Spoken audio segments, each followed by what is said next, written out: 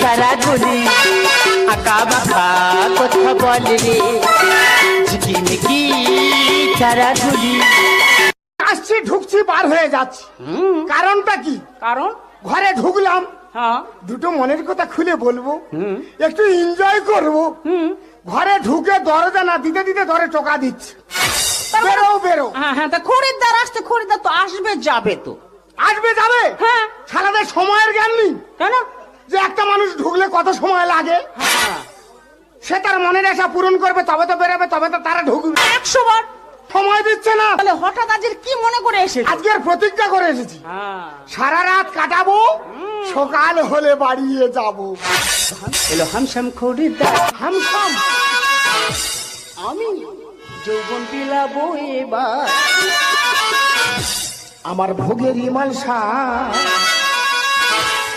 খেতে দেবো গো।